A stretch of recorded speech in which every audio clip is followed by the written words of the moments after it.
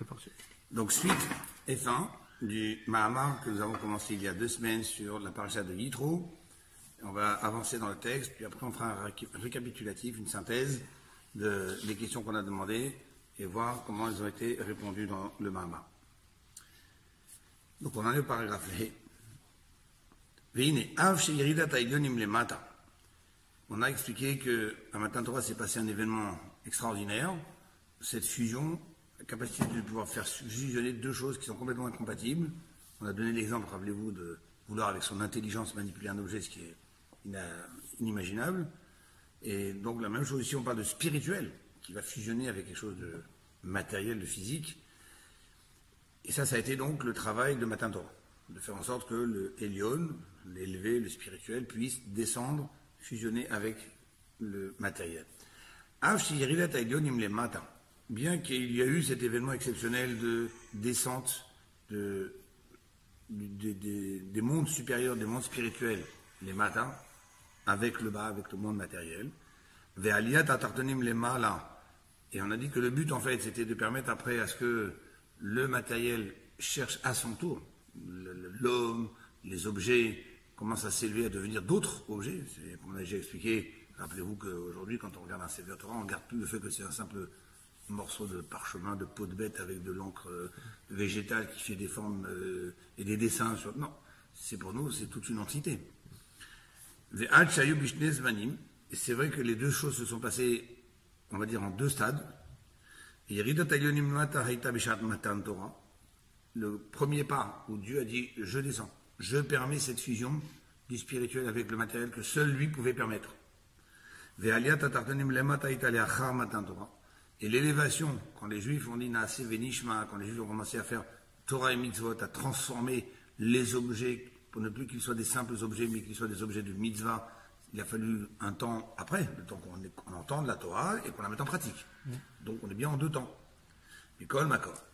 Le Rabbi nous fait remarquer mais puisque la première étape, pourquoi Dieu a décidé, Dieu a voulu, a enclenché cette notion de se faire descendre le spirituel dans le matériel, parce que Dieu avait un objectif, c'est que le matériel qui est a priori écarté de Dieu, loin de Dieu, dans lequel Dieu est caché, eh bien ce matériel, dans l'état dans lequel il se trouve, cherche à s'élever vers Dieu, se transforme. Donc, c'est pas que Dieu a voulu 2 choses, ou que Dieu a voulu la première et que par ricochet il y a eu la deuxième. C'est pas que Dieu a voulu descendre et que automatiquement le monde a changé. C'est toute la raison pour laquelle Dieu a fait descendre cette lumière divine dans ce monde, c'est pour que le monde, dans l'état où il est, se transforme. On le voit quand Moshe Rabbeinu a supplié Dieu pendant 40 jours pour pardonner le peuple juif après le Vaudor. Il y a eu 3 périodes. Il y a eu après qu'on a entendu la parole de Dieu sur le mont Sinaï. Là, ce jour-là, on n'a rien reçu. C'était le 6 Sivan, ou le 7 Sivan d'après certaines personnes, certains sages, mais on n'a rien reçu de physique. C'est Dieu qui nous a engagés à ce moment-là. On a fait une alliance avec Dieu, on nous a donné les 10 commandements. Après, Moshe Rabbeinu a dit le lendemain, je vais monter recevoir les Luchot. C'est là où, à la fin des premiers 40 jours, il y a eu le Vaudor, où il est redescendu le jour où il y a eu le Vaudor. Le lendemain, il est remonté pour implorer le pardon. Ça a duré 40 jours. Et ça s'est terminé le 29 Av. Le 29 Av, Dieu accepte de pardonner. Et c'est pendant cette période, on va voir des choses incroyables qui se sont passées, avec la façon dont Moshe Rabbeinu a retourné complètement la situation, d'une volonté de Dieu qui était de faire abattre sa colère sur le peuple juif. Il a même proposé à Moshe Rabbeinu de redémarrer tout le peuple juif à partir de lui. Eh bien, c'est dans cette période la plus dure, Moshe Rabbeinu a obtenu des choses les plus grandes. C'est très puissant comme notion, comme idée, mais finalement, il a quand même obtenu le pardon. Et donc Dieu lui a dit, après donc le 29 Av, Rosh Chodesh Elul, il lui a dit maintenant, tu vas revenir 40 jours pour que je te donne les 2e tables, avec lesquelles il est descendu le jour de Yom Kippour. Et pourquoi je parle de cette période? Donc, dans cette période-là, quand Moshe Rabbeinu a vu qu'Akadosh Baruch Hu a dévoilé un amour exceptionnel avec le peuple juif, que malgré la grave faute qu'ils avaient commise, Dieu a accédé aux demandes de Moshe Rabbeinu, parce que Dieu avait lui-même dit vous avez fauté, ma présence divine ne peut plus être là parmi vous. C'est un ange qui va venir. Moshe Rabbeinu, il a fait un deal. Il a dit si c'est pas toi, on ne bouge pas. Gilets jaunes, manifestation, on ne veut pas. concrètement, Akadosh Baruch Hu a accepté sa demande. Moshe Rabbeinu a vu que Dieu était dans il y avait une effervescence, un dévoilement exceptionnel d'un niveau de miséricorde divine qui dépasse, qui transcende toute la logique pour que Dieu puisse pardonner une chose pareille comme le veau d'or. Et Moshe Rabbeinu lui a dit, montre-moi ta face. Qu'est-ce que Akadosh Baruch Hu lui a répondu? Lo yirani ha'adam v'chai. Un homme ne peut pas me voir et rester vivant. Et pourtant, les textes prophétiques annoncent tous que lorsque Mashiach viendra, lorsque Dieu se dévoilera par la Géoula, qu'on espère très bientôt, Amen, Vera'u oti be'enei basar. C'est écrit que les yeux de chair, que sont nos yeux organiques, biologiques, celluliques, je ne sais pas comment dire en français, vont eux-mêmes percevoir la divinité. C'est-à-dire, ce qu'on disait tout à l'heure, que mon intelligence ne peut pas influencer ou agir sur du matériel, la divinité encore moins, et bien là, le résultat du travail du peuple juif pendant tous ces milliers d'années depuis le don de la Torah, qui est du bas vers le haut. Et quand on dit du bas, le peuple juif est descendu très très bas, avec cet exil, avec ces persécutions, avec cette diaspora, mais c'est du bas vers le haut. Eh bien, ça va faire en fait que tout ça va permettre à ce que ce matériel-là, ce monde-là, notre chair, notre corps, va être suffisamment raffiné, va suffisamment avoir été imprégné de cette Kedusha pour être ce qu'il est, c'est-à-dire un corps de chair, et percevoir la divinité. Et ça, c'est le but de ce que Dieu voulait dans la création. Qu'il y ait des mondes où il y a des anges, et que les anges, comme on dit dans la Tfila, ils disent Kadosh, Kadosh, Kadosh, Baruch Kevod Hashem Mekomo, et ils se font des louanges toute la journée. Ça, ce sont des intermédiaires. La finalité, elle est dans ce monde. Et ça, c'est ce qu'on dit ici. Marazal, Ani Amatril. C'est vrai que Dieu l'a dit, c'est moi qui vais commencer. C'est moi qui vais descendre sur le Sinaï. C'est moi qui vais amener la divinité dans ce monde-là. Ani Amatril d'école, c'est moi qui démarre toute cette notion de fusion. La reine a été Yerida Beofan.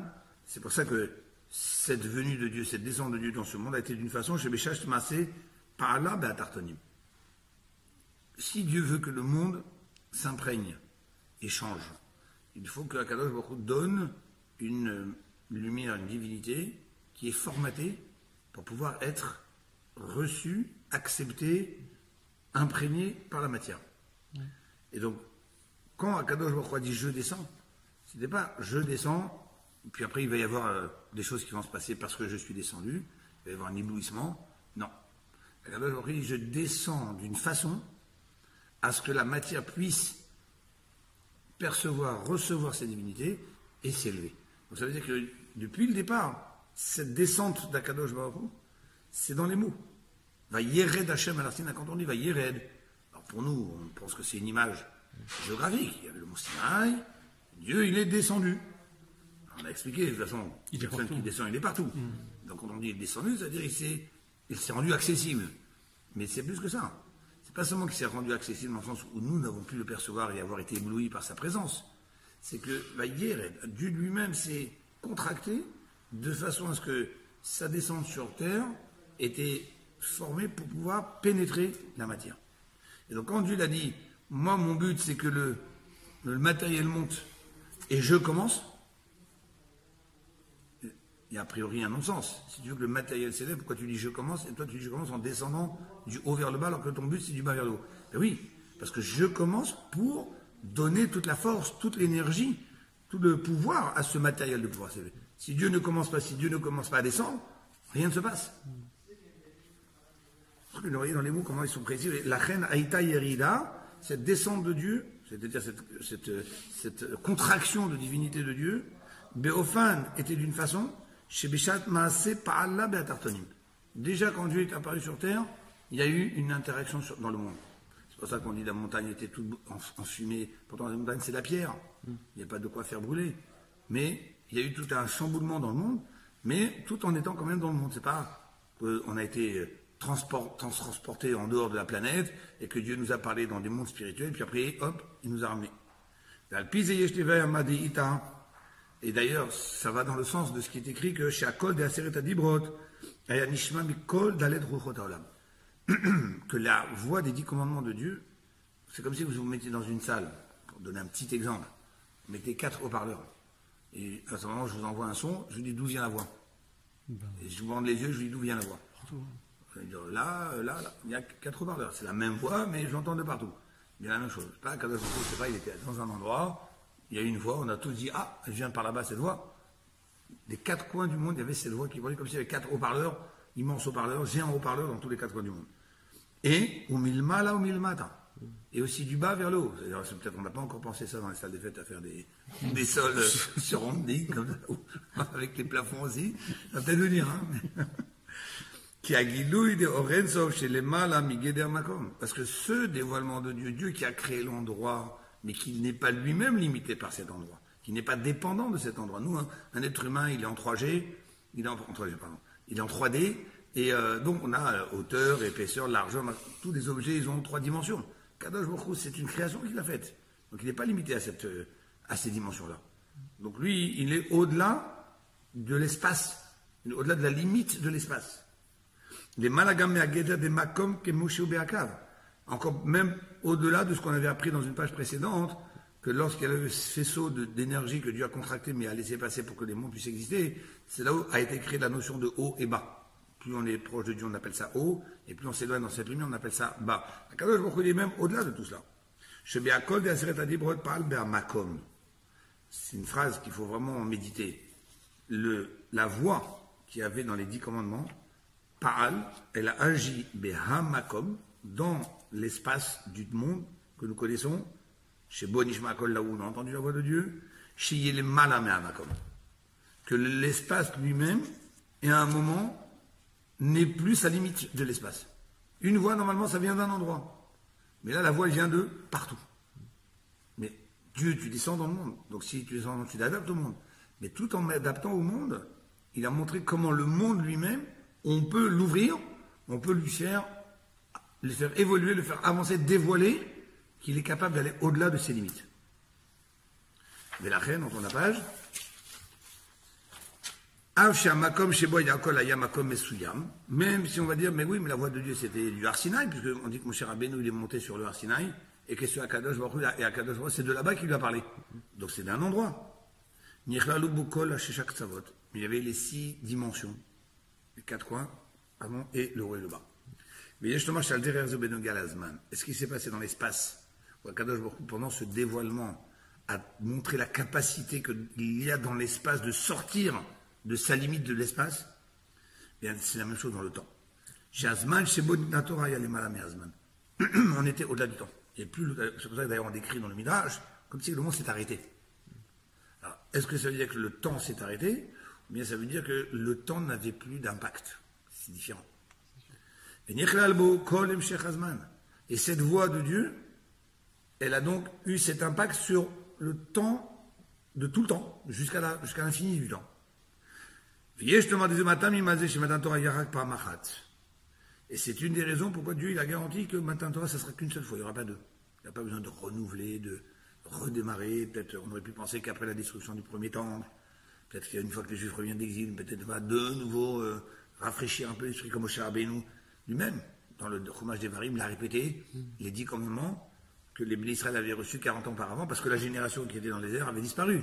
Donc Moshe Rabbeinu l'aura redit. On aurait pu penser peut-être que Dieu va refaire un dévoilement. Non, une seule fois. Vélo y od pam. Pourquoi? Le temps a sa limite. C'est qu'il faut attendre de passer une seconde pour passer à la seconde d'après.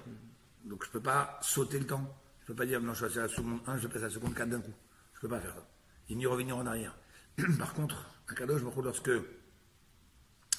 au moment de Matan Torah, il a transcendé le temps, c'est-à-dire il a fait en sorte que cette révélation, c'est comme si que son impact, il a été tout de suite sur tout le temps à venir.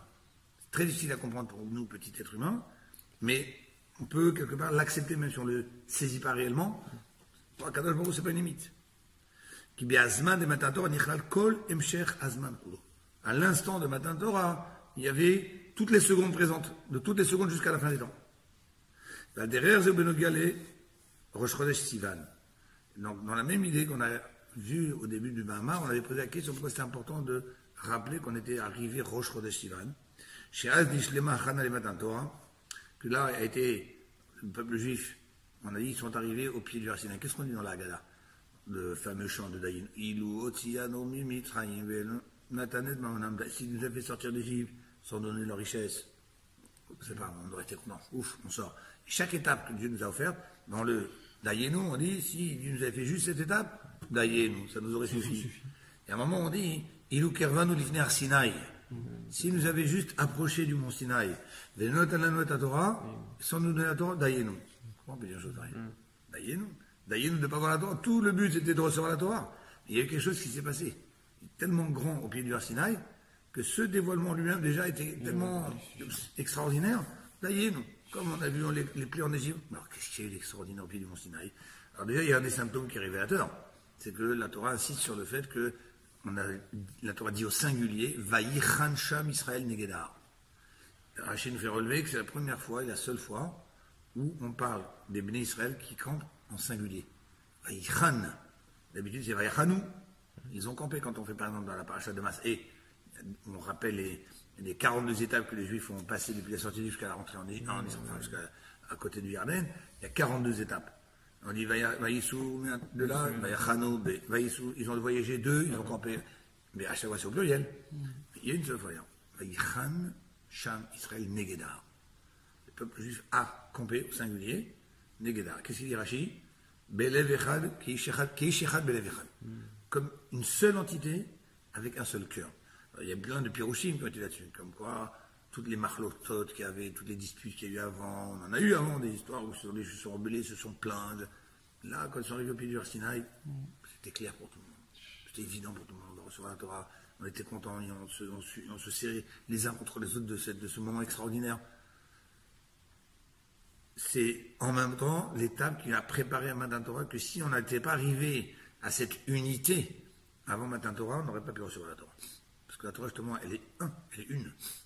Je ne voulais pas faire la liaison, elle est une, mais elle est une. Mais parce que la notion de un, c'est à la source dans la Torah qui vient de la sagesse de Dieu qui est Echad. Et donc, même si la Torah va s'appliquer de façon différente, on va avoir des discussions entre les sages, il va permettre, l'autre va interdire, l'autre va dire moi je pense comme ça, moi je pense comme ça.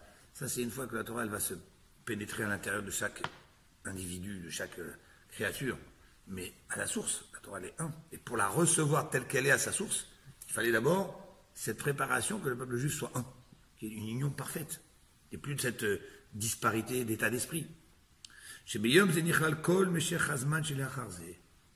Et à ce moment-là, cette union-là qui a été faite dans le peuple juif en préparation à Matan Torah, c'est ce qui a fait en sorte que cet impact de Matan Torah va avoir un effet pour l'éternité sur toutes les générations à venir, tous les descendants de ce peuple qui était un à ce moment-là.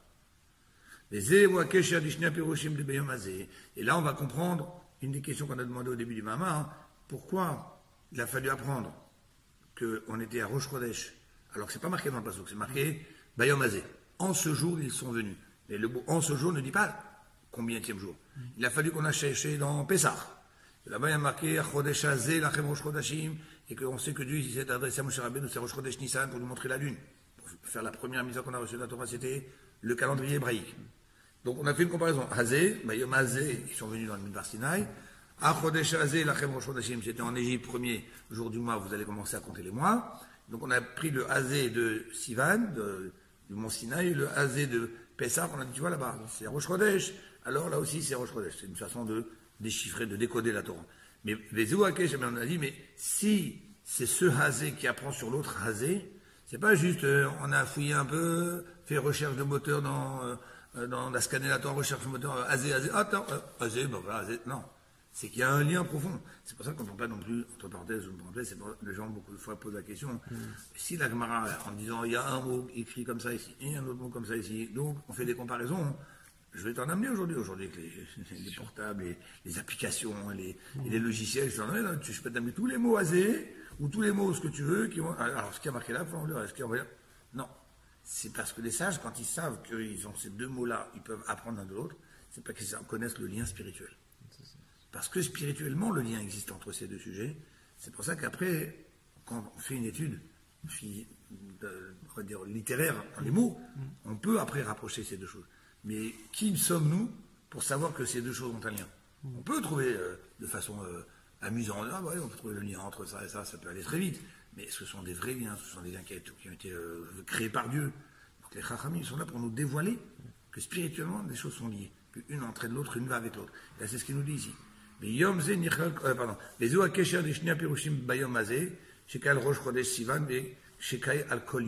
c'est aussi, rappelez-vous ce qu'on avait dit au début du Mama, pourquoi la Torah a choisi de dire Bayom Hazé et pas une date. Pourquoi la Torah n'a pas voulu dire ce jour de Rosh Chodesh ils sont arrivés, pour dire que Bayom Hazé c'est tous les jours en fait. Rappelez-vous, on avait dit avec du Advarim Aïla Sheranochem Metzavecha, Hayom Alevavecha. On avait dit Metzavecha Hayom que je t'ordonne aujourd'hui, comme si Akadosh Baruch Hu nous ordonne aujourd'hui. Justement, alors Bayom Hazé en ce jour, quand nous le disons en ce jour, c'est comme si nous parlions nous de ce jour-là, de ce mardi soir. Et bien justement parce que l'impact de Matan Torah, il a aussi un effet sur ce jour-là. Et tous les jours de l'année sont ce jour-là. Quand les Chachamim ils font ce Xera Shava, c'est parce que c'est Torah de Moshe Sinai et que eux ils ont appris de leur maître ainsi de suite, ou c'est Roi HaKodesh, les sages de la Gemara, c'est parce que eux c'est un enseignement que eux-mêmes révèlent ensuite parce qu'il fallait bien le mettre par écrit à un moment, ou c'est un mix des deux, c'est quoi? C'est un mix des deux. Pourquoi? Parce que vous avez parfois des discussions dans le Talmud où on demande à tel sage pourquoi toi tu tiens cette règle de cette façon. Il dit parce que moi je m'appuie sur tel et tel passouk et que je vois que il fait un rapprochement. Et on demande à l'autre mais toi pourquoi tu n'es pas d'accord avec lui, pourquoi tu es contre son enseignement, quelles sont tes sources à toi? Et moi je pense qu'il faut faire la comparaison des mots de telle et telle façon. Et après à chacun on pose la question. Et toi, qu'est-ce que tu réponds à ce que l'autre, à l'argument de l'autre? Et toi, qu'est-ce que tu réponds à l'argument du précédent? Puis finalement, des fois, on termine la discussion en disant, mais, ok, lui, il dit que cette comparaison, il doit prendre une autre chose. Lui, il dit, moi, sa comparaison, j'apprends une autre chose. Et finalement, chacun, il a appris des choses différentes, les mêmes comparaisons. Puis des fois, ça arrive à la fin de la discussion, qu'est-ce qu'on dit? Et toi, alors, qu'est-ce que tu fais avec le fait que lui, il a relevé qu'il y avait ici telle comparaison? Lui, il ne fait pas de la dracha. Il ne fait pas de la dracha. Lui, il n'y a pas d'explication à tirer de cette similitude. Alors, si toi tu tiens qu'il n'y a pas d'explication à tirer, comment l'autre il se permet de dire qu'il y a une explication à tirer de la similitude? Donc, ce qui veut dire en fait, c'est que la similitude, c'est le travail des Tanaïm, des Amoraïm, à part ce qu'ils ont reçu. Il y a des choses qui sont à la Chalem Moshe Sinai, ça, il n'y a pas discutable, mais personne ne va discuter. On ne peut pas dire l'autre, je ne suis pas d'accord. Si c'est à la Chalem Moshe Sinai, c'est à la Moshe Sinai. Mais par contre, quand c'est une étude, ça veut dire que eux, ils ont été capables de créer le lien, de trouver le lien qu'il y a entre ces deux sujets spirituellement, qui font que cette étude peut effectivement s'appliquer de l'un à l'autre. Donc il y a une part de Ruach HaKodesh, il y a une part de vision divine.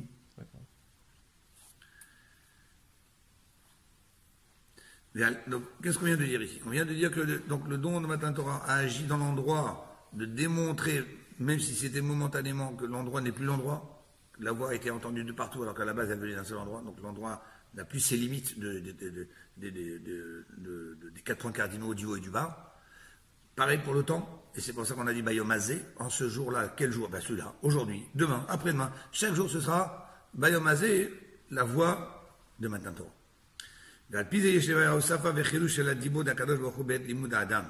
Et donc là, maintenant, on va comprendre qu'est-ce qu'on a dévoilé ici, qu'est-ce qu'on découvre ici, dans la dimension de l'étude de la Torah par un être humain, les générations après, aujourd'hui. On étudie ensemble, on parle de Torah, on pose des questions, on donne des réponses. À ce cours-là, vous allez rencontrer quelqu'un d'autre, vous allez répéter un mot de Torah. Chaque fois qu'une personne va étudier la Torah, eh bien en fait, qu'est-ce que la parole de Dieu de Matan Torah rajoute au moment où nous sommes en train d'étudier la Torah des milliers d'années plus tard, à la Dibour Shayev Matan Torah, par rapport à ce que Dieu lui-même a dévoilé à Matan Torah. C'est-à-dire, il y a ce que Dieu nous a dit à Matan Torah, et il y a ce que maintenant les êtres humains étudient la parole de Dieu. C'est pas simplement une répétition, c'est pas juste un relais. Dieu il a dit ça, je fais le relais. L'être humain, il est en train d'utiliser cette voix de Dieu que Dieu lui donne maintenant en perpétuité, en constance, et il va y avoir quelque chose de plus qui va se faire. Plus qu'à Matan Torah. Qui sait chez Adibo de Matan Torah, Yeshno Bechol Zman. On vient d'expliquer que la parole de Matan Torah, elle est pour tout le temps, pour toutes les secondes. Ou Mitzad Alimut Shel Adam, comme c'est grâce à l'étude de l'homme. Les Échagil de Matan Torah Pal Be'azman, chez Bonit Torah, chez Kalul Bokolam, chez Chazman. Parce que Dieu lui-même a formaté son intervention de façon à ce que sa parole puisse rentrer dans le temps, puisse avoir une répercussion dans le temps. Parce que Dieu a voulu que la finalité, c'est que le temps soit élevé. Pas simplement que lui intervienne au-delà du temps et montrer coucou, regardez combien je suis très fort, je suis capable de... Non, c'est pour que le temps puisse utiliser cette force que Dieu lui a donnée. Mais la reine a dit, donc qu'est-ce que fait l'homme? L'homme est en train de dévoiler que toute la raison de l'intervention de Dieu à Matan Torah, quand est-ce qu'elle se dévoile? Pour changer le temps, pour donner une nouvelle dimension au temps, élever le temps, que le temps soit consacré, soit sacré pour Dieu, eh bien ça c'est l'homme qui le fait. Donc quelque part l'homme est en train de réaliser ce que Dieu n'a pas fait au moment où lui, il s'est dévoilé. C'est pas qu'il ne pouvait pas le faire, si vous voulez, il pouvait le faire, mais c'est la part qu'il a laissée à l'être humain.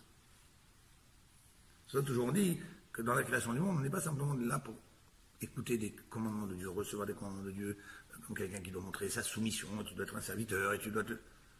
On est là des associés. Il y a la part que Dieu nous a laissée volontairement pour que le travail soit réalisé dans ce monde.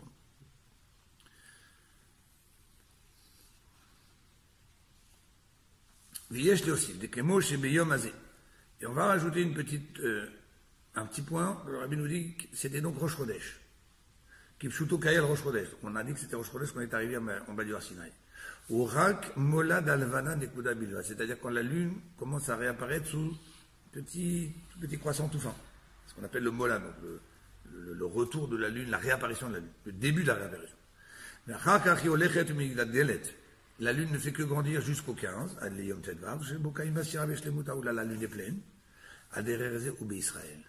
Eh bien, c'est pour ça que nous bénissons la lune tous les mois. Qu'est-ce qu'on dit dans le texte de cette bénédiction de la lune? Parce que, on rappelle un texte de la Gemara qui dit Israël domim la levana. Le peuple juif ressemble à la lune. Dans beaucoup de notions. La lune qui reçoit sa lumière du soleil pour la refléter, le soleil c'est Akadosh Baruch Hu, on voit sur nous toute sa force divine pour que nous la reflétons dans le monde. La lune c'est celle justement qui disparaît, qui réapparaît petit à petit, mais une fois qu'elle arrive dans sa plénitude, elle se rapetissait pour disparaître totalement, parce que la même chose le peuple juif, à chaque fois a pour devoir de se rappeler que lorsqu'il a atteint, il s'est élevé, il a progressé, il ne peut pas dire ça, mais en somme, je suis arrivé à plénitude, j'ai fini mon travail. La plénitude du niveau que tu as atteint, c'est très bien, ça faisait partie des étapes, mais par rapport déjà au niveau suivant, cette plénitude, elle est considérée quelque chose qui va disparaître. Pourquoi? Parce que le niveau suivant que tu vas atteindre, il est beaucoup plus grand, beaucoup plus fort que le niveau d'en bas. C'est comme si tu vas me dire, je vais allumer une bougie devant une torche. Okay. Tu as allumé une bougie, mais là maintenant c'est une torche. Et tu allumes une torche devant encore plus grande torche. C'est-à-dire qu'à chaque fois, il y a disparition, entre guillemets, pour dire que, allez, on continue. C'est pas, on recommence. Ce qu'on a acquis, on l'a acquis pour toujours. Mais, toujours se dire, attention, c'est comme si aujourd'hui, imaginez quelqu'un qui apprend à lire, après il apprend à étudier la Mishnah, le Chumash, la Mishnah, la Gemara, les Mefarshim. Est-ce que lui va dire à un moment, bon, je suis arrivé maintenant à étudier le Chumash, c'est très bien. Non, maintenant que tu as le Chumash, il faut aller plus loin. J'étudie la Mishnah. Quand il va étudier la Mishnah, automatiquement, le Chumash qu'il aura appris, pour lui, il va dire, bon, je ne peux pas me contenter aujourd'hui de n'apprendre que le Chumash, parce que, mais en même temps, le Chumash a été un tremplin pour lui permettre, donc ça va ensemble. L'un amène l'autre, mais chaque niveau va tout de suite montrer sa limite, et que, dans le but de pouvoir justement te faire passer à quelque chose d'autre. Donc ça, c'est l'exemple de la lune. Il y a encore d'autres points sur lesquels on peut... Mais là, ici, la même chose, il relève ici ce point, c'est que pourquoi Dieu nous a donné donc la Torah Rosh Chodesh au moment où il y a cette petite réapparition de la nouvelle lune, et qu'après, donc, elle grandit jusqu'au 15. À Dererze ou Israël, la même idée se retrouve dans le peuple juif. Le don de la Torah, c'est dans un désert, loin de tout. Quand on était dans une vie surréaliste, avec la manne, avec l'eau de Myriam, et avec les nuées protectrices. Ayahat Chala, c'était que le départ. C'était le début d'une longue mission.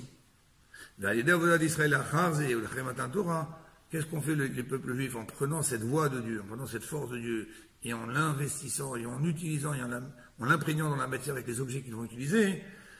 Les Juifs se grandissent avec cette voie. Et on a atteint le summum de ce dévoilement à l'époque de Shlomo HaMelech. Shlomo Ameler, on dit, la Gemara dit que ça, si on doit comparer le peuple juif au cycle de la lune sur un mois, avec son grandissement et après quand elle rapetissait, ça c'est le moment où c'était la nouvelle lune, la Matan Torah, cette apparition du peuple juif, cette force du peuple juif à qui Dieu a donné la Torah, donc ce rayon de lune qui commence à donner sa lumière, parce que quand on perçoit la lune, c'est parce que la lune renvoie de sa lumière. Cette lune qui va grandir jusqu'au moment de premier Beth Amikdash avec Shlomo Ameler. Et là, c'était la paix totale dans le monde. Alors les gens disent oui, c'est grâce à la sagesse de Shlomo Ameler. C'est pas seulement grâce à la sagesse. Dieu a mis à ce moment-là un roi sage parce que justement l'effet du travail du peuple juif était à son summum. Donc il a été quelque part le haut-parleur du niveau que les juifs ont atteint à ce moment-là. Et après, des gringolades. Des gringolades comme la lune qui diminue pour disparaître. Aujourd'hui, on peut dire qu'on est dans l'état d'une lune qui a disparu. Parce que entre le moment où la lune va réapparaître et entre le moment où la lune a fini de rapetissir, on aurait pu imaginer que la lune va rapetissir, reste un fin croissant de lune, hop, mais qui se remet à grandir. Non. Dieu y veut pendant au moins 24 à 48 heures, disparition totale. Et rappelez-vous, on m'a déjà expliqué, c'est comme la graine qu'on doit planter dans le sol.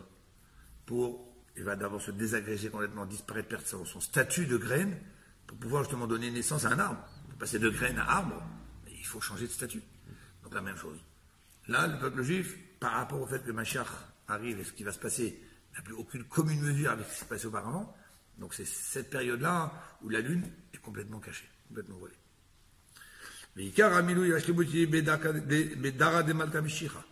Et par contre, quand est-ce qu'on aura après cette lune qui n'aura plus après parce qu'on dit que lorsque Mashiach viendra, la lune retrouvera son état qu'elle avait eu au moment de la création.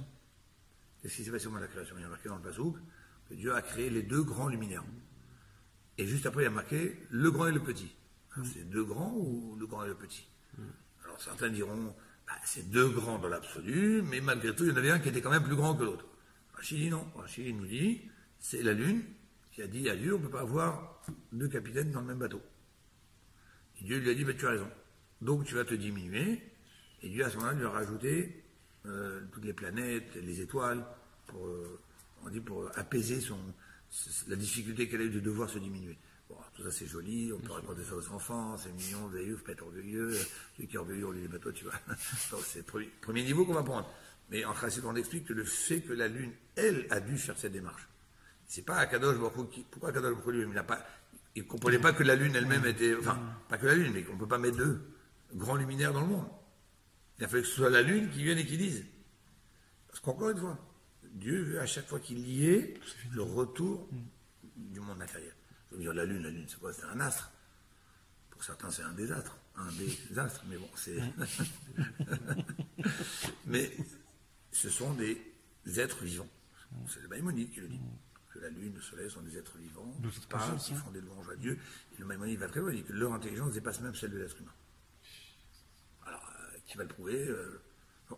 Il n'y a que ceux qui ont une vision de ce qui se passe là-haut qui sont capables de le prouver. Mais en attendant, pourquoi je dis tout ça? Pour dire qu'il a fallu que ce soit la lune qui fasse la demande. Mais quand Mashiach viendra, il va se passer quoi? Il y aura les deux vont revenir comme avant. Donc, on aura à ce moment-là cette pleine lune tout le temps. Tout le temps. Donc, ce qui veut dire que ce sera le summum, une fois on est arrivé au plus bas dans cette période-là de difficulté, de diaspora, d'exil et de souffrance, et la lune a disparu, entre guillemets, et la lune, elle va réapparaître, mais pour de bon, ce sera la Géoula définitive. C'est Aziev Yard Miyam Adiam, comme c'est marqué que quand Mashiach viendra, il dominera d'une mer à l'autre, ou Mina'ad, c'est Aretz, depuis tous les affluents jusqu'au fin fond de la terre, Bechol Makom Beshavé. On a ici mis à égalité le monde entier. Ve'ad le Malech Yavod être la Aretz, et que l'honneur de Dieu remplira toute la terre de façon perceptible. Milou Betachlit Ashlemut Bechol Aretz Beshavé. Ce sera donc une plénitude de cette lune qui a été dévoilée par le peuple juif par toutes ces années, mais qu'on n'a pas encore le mérite de percevoir, grâce au travail du peuple juif, de dévoiler après toute cette divinité, du enlever le masque qu'il y a devant nos yeux, et on pourra voir comment ce monde entier il est lumineux de force divine qu'on a parsemé par nos mitzvot et par les objets qu'on a manipulés avec des mitzvot qu'on a fait avec. Vein et Mevoir Be'ad Rushim. Maintenant, le rabbi dit que, pour compléter ce qu'on vient de dire, on va ramener ce qui est écrit dans d'autres explication chassidique, Sha Torah nikret Oz vetoshia. La Torah est appelée Oz, force, vetoshia et sauvegarde. Oz le nefesh haelokit, vetoshia le nefesh habahamit. C'est une force pour l'âme divine, vetoshia le nefesh habahamit, et un salut pour l'âme animale. Les échecs batorach n'inyanimele, le fait que dans la Torah il y a pour les deux, et pour le côté, pour notre âme divine, et aussi pour notre âme animale, donc parce que nous on pourrait dire la Torah c'est pour notre âme divine, le corps, il faut le casser, il faut le faire ployer, il faut le faire briser. D'ailleurs, la paracha de la semaine dernière, on a lu, on avait c'est l'enseignement, des grands enseignements du Baal Shem Tov, qu'il y a marqué que lorsque tu verras l'âne de ton ennemi ployé sous la charge, donc Chadalta me'azovlo, tu pourrais te retenir de l'aider en disant bon, j'ai rien eu, en plus c'est l'âne de mon ennemi, je n'ai pas envie de m'aider, azov ta azovio. Tu dois l'aider. Oublie que c'est ton ennemi, un animal qui souffre, imo, mais avec lui. Avec lui, ça veut dire pas lui te dire ah bah tiens, t'as vu mon âne il souffre, bah tu sais que t'as une mitzvah, hein, vas-y, je m'assois sur le banc, termine, décharge-le, recharge-le. Non, non. Et imo, ça veut dire avec lui. Si lui il te dit vas-y toi t'as la mitzvah, t'as pas d'obligation. Ça, c'est le sens simple, c'est-à-dire aider quelqu'un qui a un truc, qui veut charger un truc dans sa voiture, descendre une poussette, de marche, tout côté pratique d'une mitzvah qui est d'aider quelqu'un qui est dans la galère avec un poids difficile. Maintenant, le Baal Shem Tov, il a dit, il faut lire ce verset avec des mots chassidiques, qui tirés lorsque tu verras. Chamor. Chamor, c'est chomer, matériaux. Que ta matérialité, ton corps, rovetz, il ploie, Tachat Masao, sous la charge de Torah et Mitzvot, il ne supporte pas, c'est difficile, il n'a pas envie. Donc tu voudrais dire quoi? Ce corps-là, il faut le briser, il faut le casser. Il est trop grossier ce corps. Et donc je vais faire de la mortification. On va dormir par terre, on va marcher pieds nus dans la glace, on va jeûner, on va. Et le corps, on va le dominer. Entre parenthèses, c'est qu'aujourd'hui, quelqu'un qui fait faire un régime, qu'est-ce qu'on dit? Il faut toujours que ce soit suivi par un médecin. Il y a des gens qui peuvent devenir carrément, pas seulement anémiés par le régime, mais ce qu'on appelle aujourd'hui ceux qui ne veulent même plus manger. Il y a un terme pour dire aujourd'hui. Oui, un terme, oui. Un terme qui dit ils sont devenus, ils ne veulent plus rien manger. Oui. Pourquoi? Parce qu'ils ont tellement goûté à cette force de pouvoir se dominer, de dire non, je ne mange pas. Autant il y en a qui n'arrivent pas, j'arrive pas, j'ai faim, je mange. Mais autant, si on arrive à dominer ce corps, c'est une très très grande satisfaction. Mais une grande satisfaction qui peut être dangereuse. Parce qu'elle peut amener à ce que la personne ne veut plus manger, ne veut plus rien faire du tout. Et parfois on est obligé de traiter ces gens-là difficilement, et c'est pas sûr qu'on y arrive. Il y a un mot, j'ai oublié le mot. Médical, ça m'échappe, mais bon. Ça viendra. Concrètement, pourquoi? Parce qu'en fait, c'est une tendance. Et c'est une tendance qu'on a eue pendant beaucoup de générations. Les sages prônaient anorexique, bravo. Donc les sages prônaient beaucoup de sages prônaient pour le fait de briser le corps. Baal Shem Tov, il est venu, il a tout révolutionné. Mais non, c'est pas comme ça qu'il faut prendre le pasouk. Quand tu verras justement que ton chomer, ton chamor, il est rovetz, il ploie sous la charge, chadalta me'azovlo, la Torah te dit, tu pourrais penser que je ne vais pas l'aider, qu'au contraire, il faut le briser davantage. Ah, tu ploies sous la charge, tu ne veux pas accepter Torah Mitzvot, alors on va te briser davantage comme ça, tu vas comprendre que ce n'est pas toi qui décides. Azov, t'azolim. Tu dois l'aider. Pourquoi je dois l'aider? Faire encore que ton corps puisse soit en bonne santé. Attention, avec des limites, pas penser qu'à son corps. Mais sache que Torah et Mitzvot n'a de plénitude que si ton corps il marche avec. Si ton corps il adhère. Si ton corps lui aussi il veut. Apprivoise ton corps. Aide-le. Et imo. Imo, ça veut dire avec lui. C'est-à-dire il faut faire Torah et Mitzvot avec le corps, pas contre le corps. Pas sans le corps. Et c'est pour ça que d'ailleurs le Rambam il dit que d'avoir un corps en bonne santé, midarke Hashem, ça fait partie des voies divines. C'est des mots qu'au début on ne comprenait pas. Comment? Le corps, mais c'est lui la source de toutes les envies, des pulsions négatives, etc. Il faut briser. Mais si tu n'as pas un corps en bonne santé, comment tu veux pratiquer Torah et Mitzvot? Il n'y a pas seulement comment tu veux faire Torah et Mitzvot, parce que tu n'auras pas ton corps physique pour manipuler les choses. Mais c'est pas seulement comment tu vas faire Torah et Mitzvot, c'est comment tu vas réaliser ta mission sur Terre. Toute la raison pourquoi la mission est sur Terre, c'est pas juste pour montrer qu'elle est capable de ne pas se faire avoir par le corps. elle est passée par des moments difficiles, mais elle a réussi à sauter les barrières, à éviter les coups, à éviter d'être traîtrise et les envies du corps, et à la fin elle arrive, ouais, j'ai gagné, le corps il m'a pas eu. T'es arrivé toute seule à la ligne d'arrivée, retourne. T'es venu pour rien. L'idée c'est qu'il fallait avec ton corps, avec la monture, avec elle aussi. Et donc, on dit ici qu'il y a les deux choses dans la Torah. Il y a la force que la Torah va amener à Maneshama, qui va me permettre de prendre le dessus sur mon corps. Mais Vetoshi, on a dit aussi, c'est un salut pour le corps. Donc, on va pas s'appeler. Justement, comment la Torah a cette double force? Parce qu'on a dit la source de la Torah. C'est de la sagesse du Dieu illimité. Maintenant, il faut savoir aussi que si je veux que la force de la Torah se dévoile avec toute sa dimension et son impact dans le monde, il ne faut pas que je sois une barrière à la Torah. Je l'explique. Il y avait le Rav Raskin du Maroc, un des premiers shluchim qui a été envoyé dans le monde pour commencer, donc il a été envoyé au Maroc. Et lui, un jour, il venait voir le rabbi, il avait des formuliers avec les autres chassidim. Il a dit un mot que les chassidim ont beaucoup apprécié. On disait que souvent les chassidim ils se souhaitaient que lorsqu'on va dans l'endroit où le rabbi nous a envoyés pour faire un certain travail, alors que de là-bas on réussit, c'est qu'on amène beaucoup de satisfaction au rabbi et à Dieu et aux juifs. Et il avait relevé, il a dit. Toujours on pense que c'est parce que nous on a été, c'est ce que les gens ils disent comme ça aussi, heureusement que vous êtes venus, heureusement que vous êtes là, c'est grâce à vous. Il a dit, il faut surtout souhaiter une seule chose, qu'on ne soit pas une barrière à ce que le rabbi veut faire dans cet endroit-là. C'est-à-dire que quand le rabbi nous envoie, pourvu que je sois le relais qui ne va pas brouiller le son, que je fasse le relais parfait. Donc on ne se souhaitait même pas d'avoir une réussite et de faire. Lui, il disait dans sa modestie, j'espère uniquement ne pas être celui qui risque d'empêcher à ce que toute cette force du rabbi que j'amène avec moi en étant son délégué, elle ne soit pas entièrement utilisée, parce que peut-être moi je n'aurais pas fait ce qu'il faut faire. Mais un petit peu Donc ça veut dire que la grandeur de ce que lui disait pouvoir réussir, c'était pas la sienne. C'était par le fait qu'il avait cette soumission au rabbi. Cette soumission de dire, moi je ne suis pas là, je n'existe pas. Ce que je veux, c'est juste être le porteur de cette force, de ce message, et pourvu que je sois suffisamment effacé pour laisser toute la place à cette force.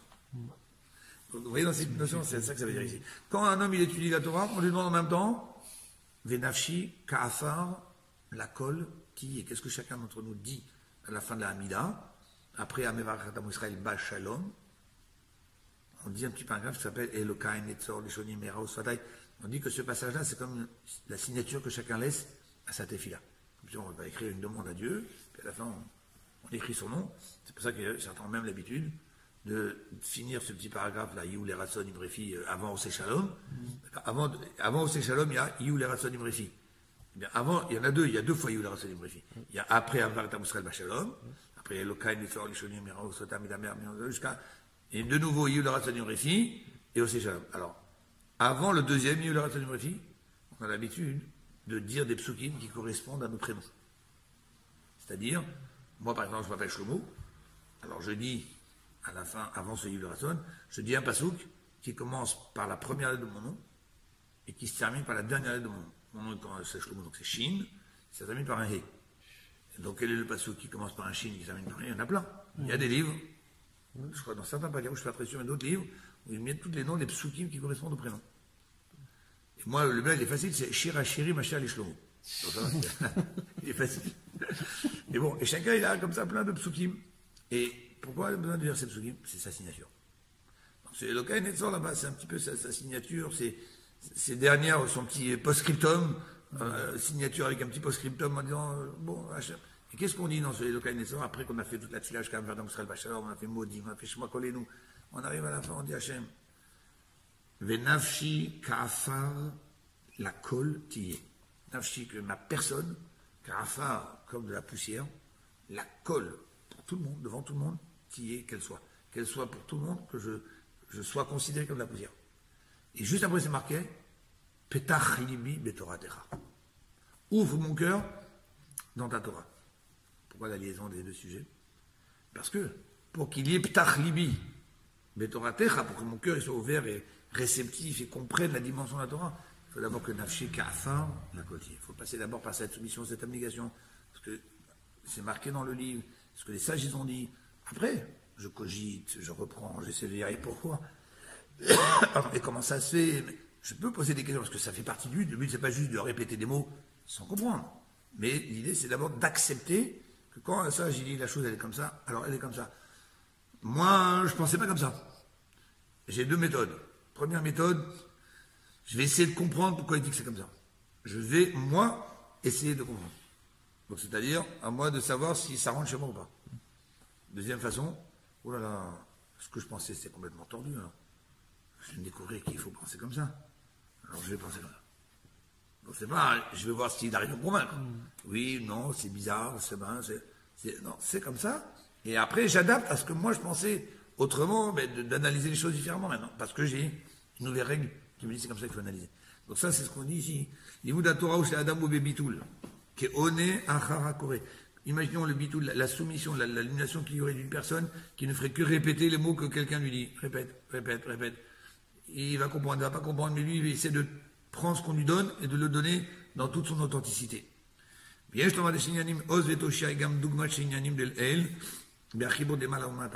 bien, ces deux sujets-là, que Dieu donne en même temps la force à la Neshama, et en même temps il donne le salut à l'âme animale, c'est dans la même idée de ce qu'on a dit tout à l'heure, de cette association entre le haut et le bas.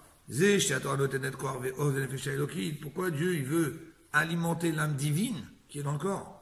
C'est de la même façon que Dieu lui-même a dit je commence, je descends dans le monde, parce que la finalité c'est quoi? C'est que le monde s'élève. Donc pourquoi Dieu donne les forces à la Neshama? Pas juste pour que la Neshama puisse se sauver, puis dire c'est bon, j'ai réussi, je ne me suis pas fait attraper. Non, c'est pour que la Neshama elle puisse, elle, avoir toute la force nécessaire pour permettre au corps à son tour de s'élever. Et d'ailleurs, quand on dit Toshia, ça veut dire le salut, mais Toshia, ça veut aussi du mot tash, qui veut dire, tashash, qui veut dire faible, affaiblir. Donc, elle affaiblit le Nefesh Abamid. Le Gemara a dit que Akadosh Baruch Hu dit j'ai créé un Yetzerara, un Yetzerara qui est d'une force, qu'il est capable, s'il veut, nous rendre chèvres. Il peut nous faire mettre à quatre pattes devant n'importe quoi, faire toutes les bêtises de la terre. Et donc la Torah lui dit mais Barati lo Torah Tavlin. Mais j'ai créé la Torah en assaisonnement, en épices. Un épice, ça vient quoi? Adoucir quelque chose qui peut être amer, très âpre, etc. Les épices, ils vont permettre de pouvoir le consommer. Et la Torah, c'est la même chose. Ça vient épicer le Nefesh Abamid. Et quand on dit épicer, c'est pas casser. C'est lui donner le goût. C'est apparaître le côté magnifique hein, dans le goût extraordinaire qu'il y a dans cet objet, dans cet aliment. Donc la même chose ici. Parce que justement, la Torah elle vient du niveau les plus haut, c'est la sagesse de Dieu dans toute sa grandeur. Et donc c'est pour ça qu'elle fait les deux en même temps. Et en même temps, elle vient donner de la force, et en même temps, elle vient affaiblir de façon positive le corps, pour que le corps s'efface et laisse passer la lumière de la Neshama, sans disparaître. Ou à derech habevoir b'makom acher, des échats Torah, chez les malins et olam yarda les mata pour les damata, la Torah qui vient d'en haut descend, agit en bas, ou les chez Micharba, mais atzmut, chez Unosé Afachim. Parce qu'elle vient de Dieu qui est capable de réunir toutes les, de réunir toutes les choses les plus incompatibles. Et donc, quand quelqu'un apprend la Torah, c'est pas étonnant qu'il puisse, dans son esprit, c'est pas ça qu'on dit tellement les Juifs, ils apprennent la Torah, comment ils discutent entre eux, comment, t'as toujours un qui va te dire, regarde comment ils sont intelligents, regarde les prix Nobel qu'a chez les Juifs, regarde. Mais parce qu'en fait, un Juif, grâce à la Torah, il y a grâce à Neshama qui est en lui, il a une dimension qui le fait dépasser ce qu'un être humain normal peut faire. Ça, c'est cette force que, alors maintenant, il l'a de toutes les façons, parce que son âme est en lui, même s'il n'a pas étudié la Torah. Et il va peut-être l'investir dans d'autres choses. Mais par la Torah, hein, il va justement montrer cette capacité de réunir des choses qui sont complètement à l'opposé et de les faire vivre ensemble. Et d'ailleurs, on retrouve encore cette notion dans le passouk quand on nous a dit que le 3e mois, en ce jour-là, ils sont arrivés dans le désert du Sinaï. Midbar, c'est désert. Mais dans Midbar, il y a le mot d'Aber. Midbar milachon dibour. Venikra midbar bedosevet même. C'est midbar, c'est même dibour, même davar. C'est-à-dire, les orocha dibour bebitul keone achara kore.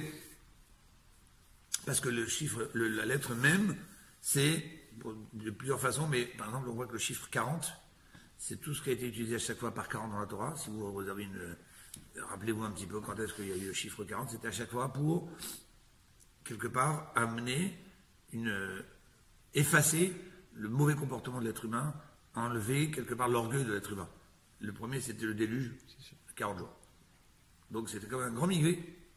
Un migvé en soi, c'est 40 mesures de volume d'eau qui sont ce qu'on appelle un cerf, etc. Donc 40 ans dans le désert pour purifier la faute des explorateurs. 40 jours pour demander le pardon du vaudin. On retrouve comme ça beaucoup de chiffres avec le 40, mais aussi, comme c'est marqué donc, dans d'autres endroits avec d'autres liens avec le même, c'est dans l'idée donc même d'Aber.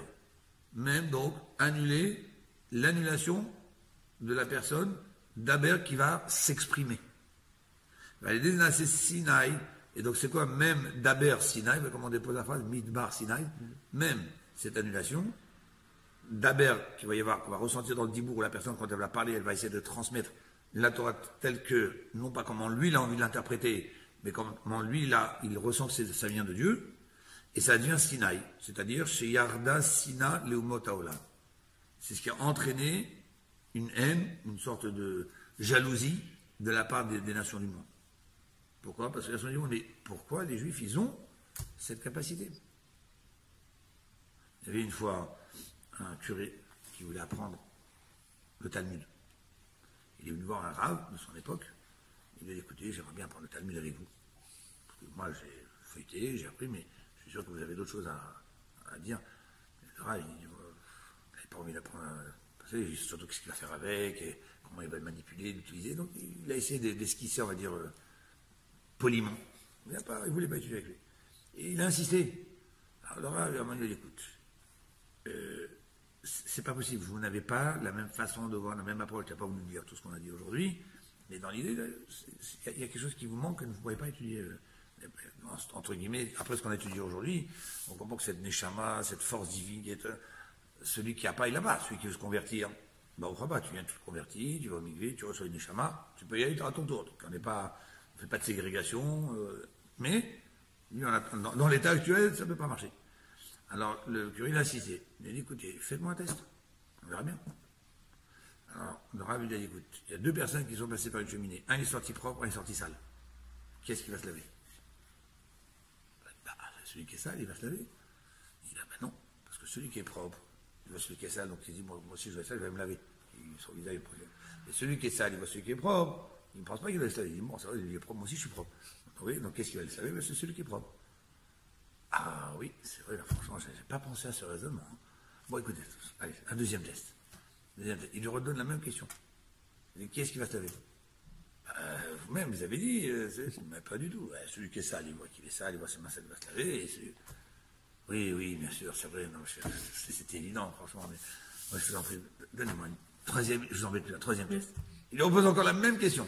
Et il ne sait plus ce qu'il te répond, le propre, le sale.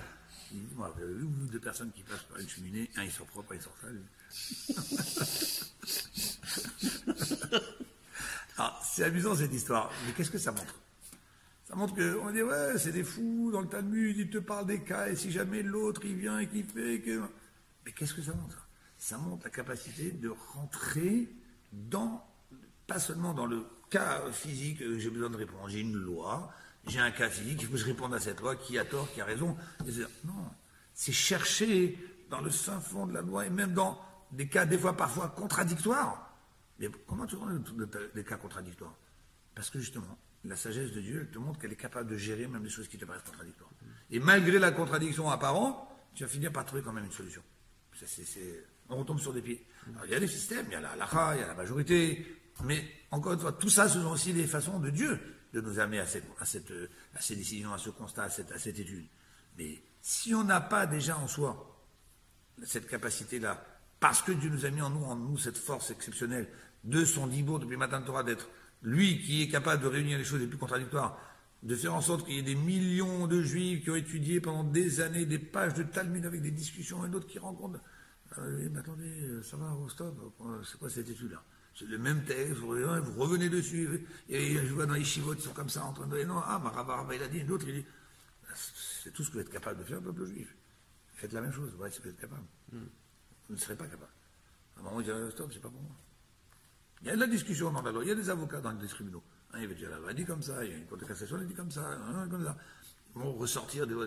Mais, dans la discussion même de la loi, parce que les avocats, c'est pas eux qui font la loi, eux, ils présentent les lois qui les intéressent par rapport en disant, mon client, c'est dans ce cas-là. Mais les lois eux-mêmes, elles sont faites par qui? Même pas des gens qui font des lois, mais qui font des lois parce qu'aujourd'hui, il y a un problème, donc on fait une loi. Demain, il y a un autre problème, on fait une autre loi. Ah, maintenant, le problème, on va changer la loi. Parce qu'avant, la loi n'était pas comme ça. Voilà. C'est des lois qui vont bouger selon la vision ponctuelle, momentanée, petite. Ok, c'est bien qu'il fasse ça, on n'est pas le contraire. Mais il n'y a pas cette dimension infinie qui va jusqu'au bout des temps, jusqu'au bout du raisonnement. Et c'est pour ça qu'on s'attache tellement aux textes d'avant, parce qu'on sait qu'ils sont là. Toute cette force divine, elle est là-dedans. Je connais une marloquette dans le Mara qui, à la fin, ils disent tes coups, c'est qu'ils ont pas... On n'arrive pas à trancher. Qu'est-ce qu'on en tire? Je sais pas, ça veut dire qu'il y a des choses qui sont encore cachées. C'est ça. La chassidoute, jusqu'à 3 siècles, elle était encore cachée. C'est sûr. Donc, il y a des choses... voilà, Tekou. Et Tekou, d'ailleurs, c'est des initiales de Tishbi, Yetaretz, Kushot, Verbayot. Tishbi, donc Mashiach, répondra aux questions et aux sollicitations qui sont restées sans réponse. Mais il répondra. Donc ça veut dire que tout en se taisant, on sait qu'il y a une réponse. Mais c'est pas, il n'y a pas de réponse. La réponse ne nous est pas accessible. Encore. Différent.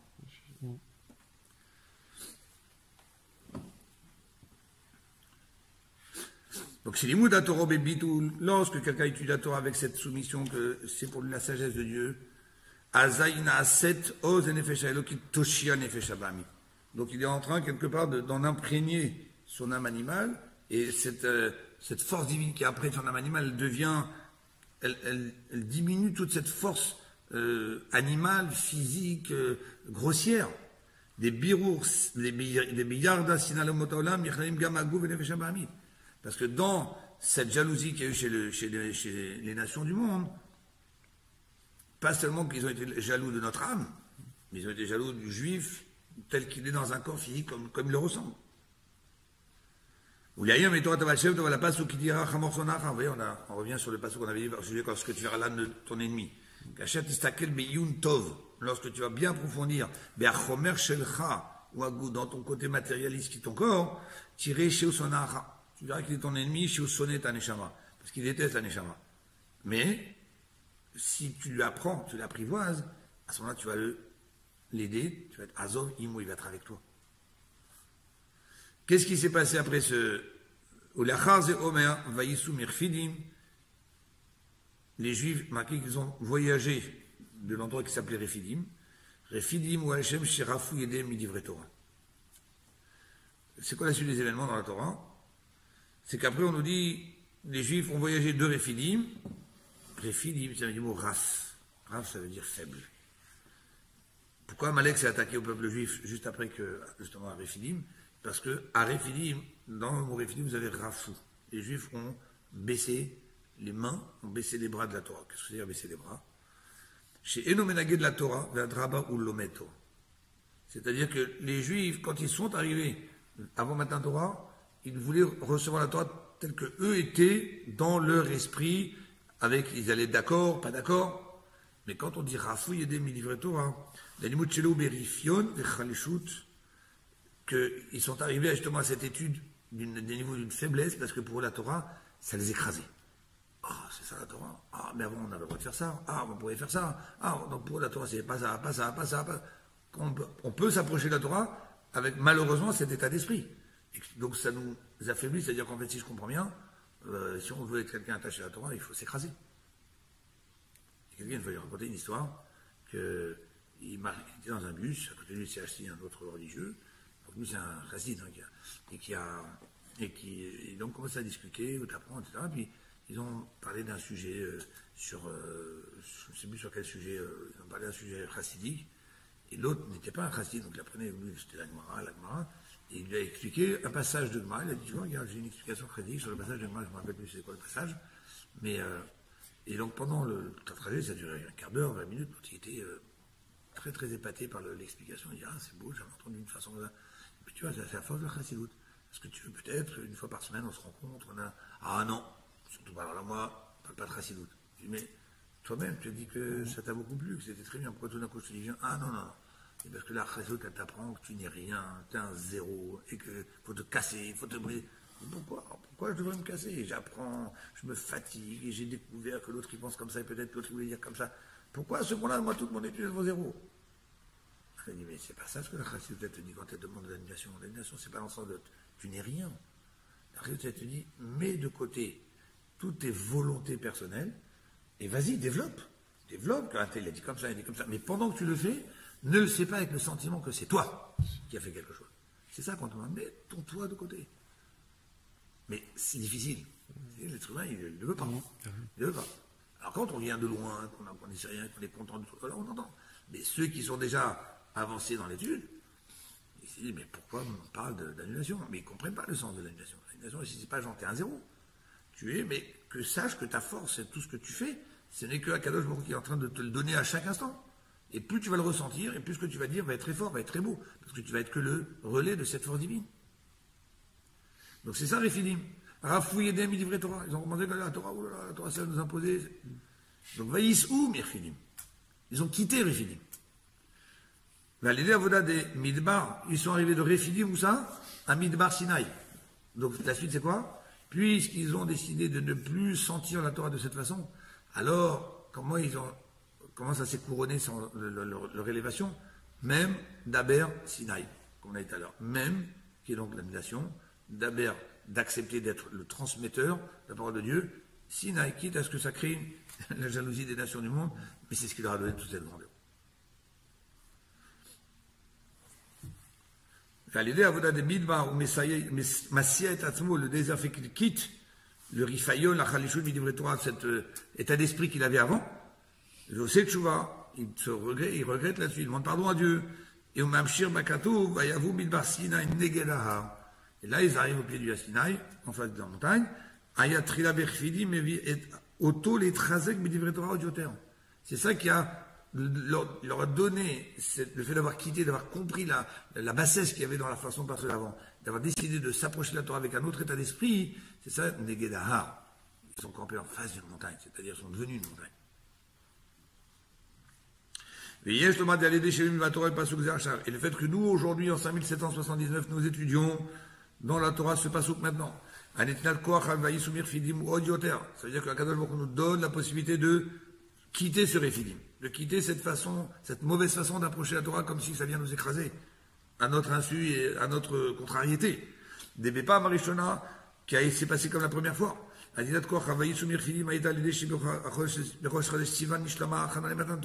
On est arrivé au pied du Arsinaï, on a dit que le peuple juif était d'une façon unie, qui était le réceptacle pour recevoir cette Torah qui est aussi d'un Dieu Echad. Mais chaque fois qu'on a vécu un Matan Torah, depuis le premier, chaque anniversaire de Matan Torah, c'est pas juste on a commémoré quelque chose. Chaque fois qu'on a revécu Matan Torah, c'est des nouvelles forces de la Torah qui se sont dévoilées. Au milieu de la Torah, chez la Matan Torah, chez les Émitos, Matan Torah, on n'a fait que rajouter, avoir une plus grande répercussion dans nos paroles de Torah. Bon, on n'avait pas la suite, je fais ça rapidement, oralement. On a dit que au moment où il a fait cette intervention de ce discours chassidique, c'était le 15 Shvat. Donc il dit que justement cette pleine lune nous fait comprendre quel est l'avantage de la pleine lune qui s'est passée après Matan Torah. Et donc de souhaiter que chaque juif, de là où il est, qu'il comprenne qu'il est ce véhicule, qu'il est ce haut-parleur, qu'il a ce potentiel à dévoiler de tout ce que Akadosh Baruch Hu lui donne et qu'il fait que rajouter par rapport aux générations précédentes, même si nous on a l'impression que par rapport aux générations précédentes, on a un peu dégringolé. Mais, on a bien dit toujours, on est le nain sur les épaules du géant. Et là où le nain voit, où le géant ne peut pas voir. Ok, c'est pas nous qui avons fait tout le travail, c'est eux. Mais nous, on rajoute quelque chose. On ne peut pas dire qu'on est en train de, chas v'shalom, diminuer, enlever, perdre. Cette étude-là, dans ces moments difficiles, ça montre justement ce bitoul, malgré nous. C'est dans cette annulation dans laquelle on s'est retrouvé, mais on a continué quand même à rester attaché à Torah et Mitzvot. Donc ça nous aide concrètement à préparer cette pleine lune, parce qu'on va être justement les transmetteurs authentiques de ces mots de Torah. On n'a plus aucune prétention, on n'est pas en train de dire nous on sait, nous on connaît. On a été suffisamment écrasés, massacrés, mais encore une fois je dis, c'est triste, c'est malheureux, tout ce qu'on veut, mais on doit tirer bénéfice de cette situation. Et le bénéfice de cette situation, c'est justement un juif, il va relever la tête, mais il va relever la tête parce qu'il sait que pour pouvoir relever la tête de moments tellement difficiles, c'est qu'il y a une force qui n'est pas la sienne. Parce que normalement, toutes les nations du monde qui ont eu des grands moments, lorsqu'elles ont chuté, elles ont disparu. Et le peuple juif, justement, malgré cette chute aucune nation n'a subi de la même façon, il est en train de faire de cette chute une grande remontée. Pourquoi? Parce qu'il y a maintenant suffisamment eu de brisures antérieures pour laisser apparaître la vraie source qui est à l'intérieur de chaque juif, qui est cette force divine. Quelque part, cette brisure a permis à ce que le corps s'efface un peu pour laisser passer le côté divin. Voilà.